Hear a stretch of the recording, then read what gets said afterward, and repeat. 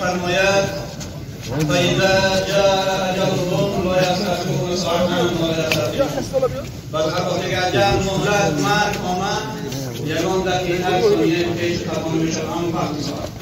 و امروز سبب جمع شوید با شما در این مکان مقدس، در این مکان معظم و خاطر جنازه مرحوم استاد همه ما شما و برادرمان اینجا حضور داریم که در سنی 57 سالگی این کمالات امور انسان است. این وقتی هست که تا این دم فرزندان را باور رسانید و فرزندان را صاحب علم و صاحب معرفت گردانید و بینید که برای جامعه و برای کشور خدمت نمود. اما وقتش بود که وقت ساعته یعنی راحت این را بیند. اما با تقدیر خداوند اجل مهلت آمد یگان دقیقه ثانیه پیش تمام میشود. پیغمبر حضرت محمد مصطفی صلی الله علیه و آله میفرمایند شما برای مرگ آماده باشید. یعنی هر شخصی یعنی برای من هر شخص صاحب علم و صاحب معرفت اگر خصوصا در طول زندگیش یعنی برای جامعه برای کشور و برای اهل خاندان خدمت کرده باشد همان انسان یعنی هم در همین دنیا موفق هم در آخرت. یعنی همین گفته ها یعنی به همین برادر مرحوم وابستگی کلا دارد که تا این در خدمت کرد نام و نشان یعنی عمل خیر تا ابدالآباد باقی نماند. اور میراث میگیم میراث خصوصا هر یکی ما و شما با چی است؟ با علم، با معرفت، با کسب، با عملهای خیر، با معامله نیک. انا همین گونه اگر عملها باشد اون هیچ وقت یعنی نامش یعنی از بین نمی رود. و در حق استاد اگر ما ساعتها سخن گوییم کمر پیغمبر حضرت محمد مصطفی صلی الله علیه و آله میفرمایند بعد ادای فرایض در قلب مؤمن و انسان خرسندیدن آوردن و یعنی سرور آوردن این بهترین عمل است. با سخنها و با عملهایش قلب ما و شما را یعنی فرهمند نگردانید. خدا رحمت و مغفرتش کند. و نشانه نیکبختیش همین که عملها کرد و فرزندان نک دارن، فرزندان صالح دارن، خانه خود دارن و ببینید یار و رفیقان زیاده دارن. برای یک انسان اگر خصوصا صاحب علم و صاحب معرفت و صاحب ادب و صاحب تمیز باشه اگر روز شد اجل مهلت به آدمش فرود آمد ببینید که در همون جنازه یعنی نشانه نیکبختیش یعنی معین میشود، عیان میشود. یعنی امروز ببینید که هزارها نفر، هزارها دانشمندان، هزارها نفرانی که یعنی با فرهنگ و معارف دل بستند و این را پیش برده ایستادند. دیده ایستادیم از جمهوری تاجیکستان خصوصا از همه برادران همه این نیت های نیک همین برادر هست که میبینید هزارها استادان ماشون در این مکان حضور دارد و همه همدردی بیان میکنند. این هم نشانه یعنی عمل های خیر و نشانه نیکبختی هم مرحوم برادرمان هست. خداوند برای اهل خاندان، برای فرزندانشان، برای برادرانشان، برای یار و رفیقان که از دور و نزدیک در این جنازه حضور دارند و قدم ماندن آمدن برای همگشان یعنی خصوصا همدردی بیان میکنیم. و یعنی همدردی بیان کردن این نیروی قوت برای اهل خاندان میشود. یک نفر میگوید اگر یک نزدیکش را از دست داد و ببینید تا آمدن مردم خیلی در قلبش یک چی فکرها میگوید. وقتی که یار رفیقان آمدند و یعنی همدردی بیان کردن خیلی نیرو میگیرد، خیلی قوت میگیرد. برای فرزندانشان خداوند صبر جمیل مجد عظیم و از نام خدام از نام تمامی اشتراک کنندگان، از تمام استادان و از تمام یار و رفیقان و اهل خاندان و برادرانشان همدردی بیان میکنیم. خداوند صبر جمیل مجد عظیم عطا کند و از نام خدام از نام همگی فرزندان، برادران، همه خویش نزدیکان، یار و رفیقان و استادانی که از دور و نزدیک در این جنازه مرحوم برادرمان حضور داریم همه شما را خیر مقدم میگیم و خداوند به سبب خدمت ما و شما یعنی سهو و خطاهای مرحوم استاد برادرمان و حسنات بدل بگرداند. و برای هر یک انسان دو حق حق الله و حق الاب. حق الله نماز، روزه، حج سالی بود و از برادرم استاد اگر سهو و خطا شدگی باشد خداوند به سبب دعای ما و شما هم نگیش رو بخشد. انسان به سهو و خطا میشود. 5 دقیقه نماز میخونیم سهو و خطا هست برید 10 بار و 20 بار سهو و خطا هست فقط در حق همدیگر دعا بودن. این هم نشانه که ایمانداری هر یکی ما و شماست. و حق نبودا خرج داشته باشن. این در اینجا فرزندان و برادران بسیار خوب دارن، خانه خوب دارن، فرزندانشون هستن ان شاء الله با حضور شاهدان بیان ادا میکنن.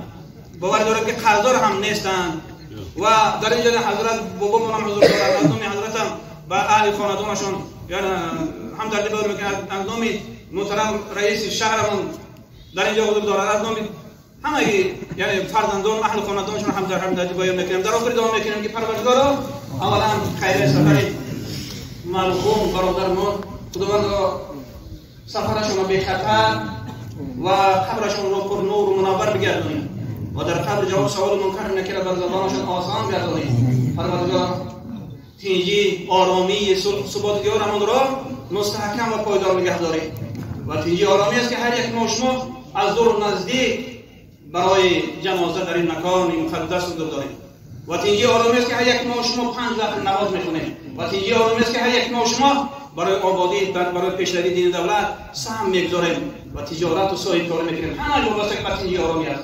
در خاندان هم که باشیم باید بالای همراه فرزندان بالای دسترخوان برای تینجی آرامی دعا باشیم و در حق پیشوای معظم ملت ما دعا هستیم. خداوند دائم و تنسیت و سلامت و سربلند باشد و تمام خوشی‌های زندگی را خداوند برایشون نصیب و می‌گرداند و دعا میکنیم که پروردگار مهر و محبتی هم دیگر از زیاده گرداند. وقتی که مهر و محبت در کدام مکانی باشد در اونجا فیض برکت است. وقتی که مهر و محبت باشد در اون مکان خداوند به یک نظر رحمت می‌نگرد. بازم دعا میکنیم که خداوند سفر برادرمون به خطر و خبرشون پر نور و منور بگرداند و هر یکی در اینجا قدم نهادن خداوند برایشون ثواب یعنی قراتین را نصیب گرداند. و آخر دعوانا ان الحمد لله رب العالمین برحمتک یا ارحم الراحمین. بنیاد باشید.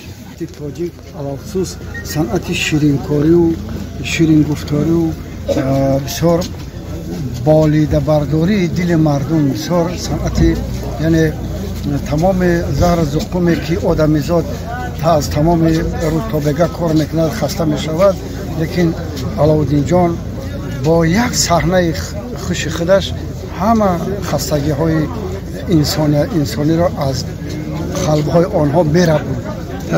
این با مردم همیشه شادی و خرسندی و شفا بخشی دوام میکرد و نه دیگر چیزی. امروز فکر میکنه که ما بسیار تلفات جدی داریم. روحشان شاد باشن، روحشان شاد باشن، آرام باشن. بس یکی از چهره‌های سرشناس کشور هنرمندی محبوب و دوست داشتنی که محبوب هر یک خاندان بود. استاد عزیز مقدادین عبدالله دنیای فانی را پدرود بود. خدمت و سهم استاد عزیز من در تربیه نسل نوجوان جوانان ساحه صنعت به نهایت بزرگ است. جوانان زیادی را تربیه کردن در این رشته. خانه خودتشان آباد بود. از خود چیزی گذاشتند، شاگردان رو تربیه کردند. بهترین من خود را خوشبخت‌ترین انسان حساب می‌کنم که من شاگردی چون یک شخصیتی هستم که امروز دنیا میشناسد ایشون را. روحشان شد، خانه خودتشان آباد. صبر جمیل بر تمام پیوندانشان تمام می‌کنم. خاطره نیک در نقش آمدگی را میتونه بسکلی کوتاه. هر یک سخنیشون، هر یک رفتار اونها یک خاطره است برای ما. معامله خوب، یک احترام بلند نسبت چی خود چی بزرگ داشتن، مثل کلان با شخصی یعنی که خود صحبت میکردن، رفیق خیش میشمردن، جوانان رو شاگردان رو همچون رفیق همچون دوست معامله میکردن. بهترین این گونه انسان در تاریخ نمیشود و هزار سالها یک نفر چنین جای رو میگیرد که محض محبوب خلق بگردد. سلامت باشید.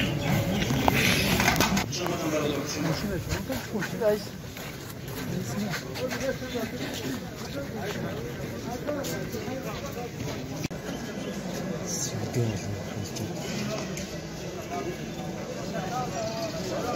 Dobro.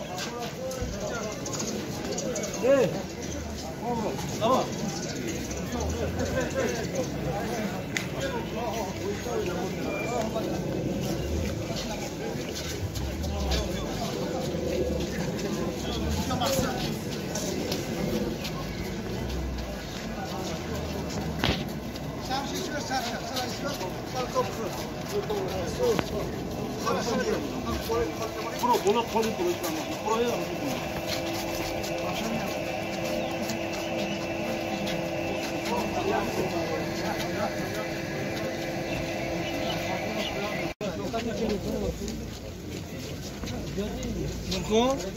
Selamun